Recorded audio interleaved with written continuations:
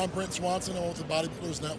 Yeah. So you're with Muscle Egg Correct. at the booth here in the Arnold Classic, Correct. 2023. Yes, sir. And your voice is completely gone. Doing this whole Ultimate Warrior, Muscle Egg Warrior, I've been yelling and screaming all day long, and I'm like, Oh my God, why'd yeah. I do this? The Yeah. screaming, I But, didn't but, even but, think but about we're that. going to get through this, and hopefully it's going to be a great interview. Yes, absolutely. Well, I mean, you're so electric. I mean, obviously by the outfit, and Thank you.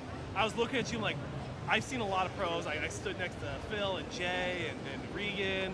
I just talked with Doug Connor. Like, Right. you're the thickest freaking guy I've seen here at the Well, Arnold. that means a lot because, you know, being a bodybuilder, I think being in the industry, you have two guys. You either think that you're worse than you are or you're better than you are. I'm definitely my own worst critic. So Yeah. when I hear things like that, it just kind of helps me mentally, just because it kind of gives me the motivation and think, okay, you know, I can do this and I can, you know, do well at my next show. Because with being me, like, you know, I'm a true bodybuilder at heart. When I look in the mirror, I just see all the things that I want to become better. And a lot of times I don't see, you know, what other people see. Right.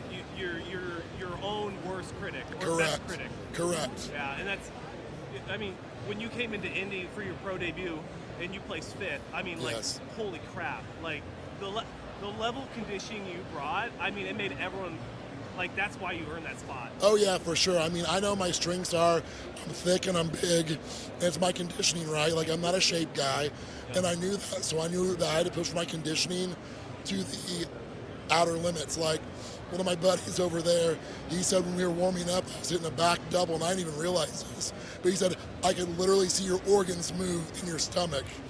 And I'm a conditioning guy. That's what I love to see when I was a bodybuilder fan. Yeah, me too. So, I mean, it's just a lot of suffering. It's suffering, and a lot of people just don't want to go to that level of suffering because they don't lose size. But you're not going to lose size. It's just how bad do you want to suffer for that spot. So I can honestly say that I suffered and I earned that spot at that show. Now we're just trying to build momentum into my next show. Yeah. Well, I mean, to give you more praise, Nick Walker was never a shapely person, Right. but he now, I mean, look at the midsection. Like, he took a weakness and made it into a Yeah. strength. So for you to say that you're not a shapely person, you've only done, those are only your first year. Right, So correct, you correct. have a legacy ahead of you. And Well, I hope that's so, what you need to know, think but about. Nick Walker's a lot bigger than I am, so, you know, I'm just trying to be the best version of me that I can be, and Yeah. hopefully that's enough, and I think the bodybuilding, the IFBB do a good job. If they don't like you, they'll let you know, and that's when you know it's time to step away from it, you know, so as long as I'm healthy and I'm loving it, and I'm getting good feedback, I'll continue to compete. Yeah. So, And you look great. So, Thank you. like, how far are you out from your next show? I'm going to do New York Yep. 11 weeks from today, actually. Yeah. I'm 285. Okay. Yep. You'll have to do a little pose down with Carlos. Yes, Yeah, yeah. I- I know he's doing it. There's a lot of young guys doing it, right? Yep. A lot of new up-and-comers. And guess what? The New York Pro is like, or at least it used to be, and I think it still is, you know, other than the Olympian, the Arnold, like, it is a top level show. Always been. So I was geeked out going for Indy. Like, I'm going to bring that same conditioning and hopefully about another 5 to 7 pounds of muscle. Yeah. My coach, Chad Nichols, just saw me, and he hasn't seen me in person for a while. He's like, man, you're a lot bigger, and your conditioning this far is out the same. So at 11 weeks out, we're in a really good spot. As long as we can just keep healthy and keep improving, you know, hopefully we'll bring a good look to New York, and hopefully it'll be rewarded. But, you know, I'll definitely am going to do the suffering that needs to be to get in the type of condition that I was at Indy. Yeah, absolutely. I mean, that's your signature card. Even after 1 year, I mean, you're already known as the conditioning guy. Yeah, with thank you. That freaky shape. Thank you, So, thank I you, mean, thank you. Know your strengths. Yeah. And also, you know, don't be so hard on yourself. Yeah, and I think all bodybuilders are like that. But, you know, I'd rather be hard on myself than be an arrogant prick, you know what I mean, or delusional. And I just try to keep it real.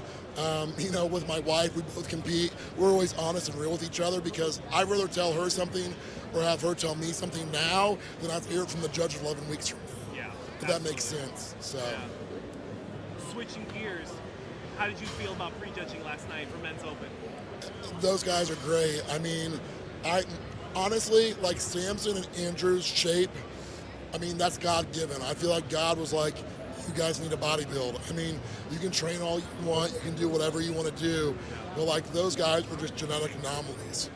And you know, that their conditioning has improved from the Olympia, but I think that's why they're ahead of guys like Nick, and I love Nick. I love his physique. But I mean, genetically speaking, I mean, those guys are at the top of the food chain. So if they even come 90% conditioned, I don't know who's going to beat them, just to be completely honest, you know? So I think they got it right. I think unless something changes, I think you're going to have Samson, and I think you're going to have Andrew Jack, and then probably Nick. And maybe I'm a little bit biased because Chad's my coach, but I thought Ramy might have gotten overlooked a little bit, but these judges are always spot on, right? That's just me. That's just me looking from the outside looking in. And I've always been a Ramy fan because when I've met Ramy and I've talked to Ramy, he's one of the only bodybuilders that I'm like, wow, I don't think I've ever touched a weight in my life because it's just humongous. He's larger than life, you know what I mean? So, but I thought everybody top to bottom was in good shape. Nobody came in sloppy.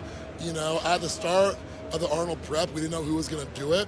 You know, but they raised the prize money. You got a lot of guys coming in who are really, really close to being spot on.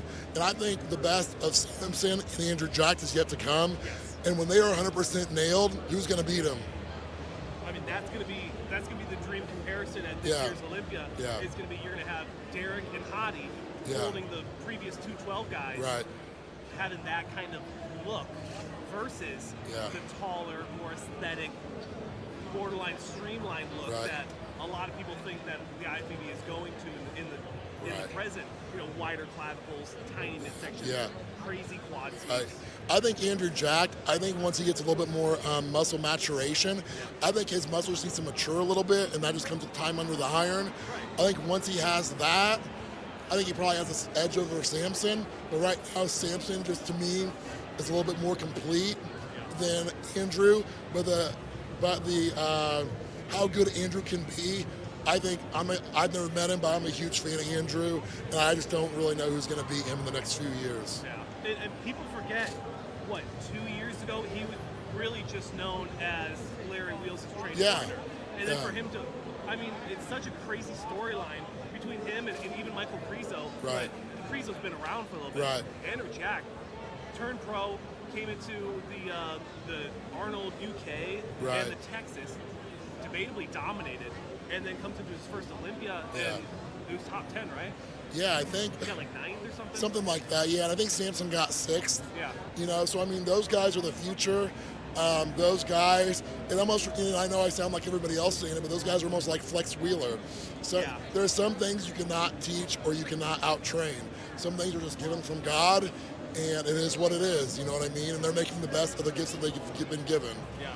Well, now that you mention it, like, it also kind of like has that reminiscence of Sean Ray, and I know Sean Ray's right over there, so maybe I'll go ask him what his thoughts are. Yeah, exactly, exactly. If he can keep it positive. Exactly.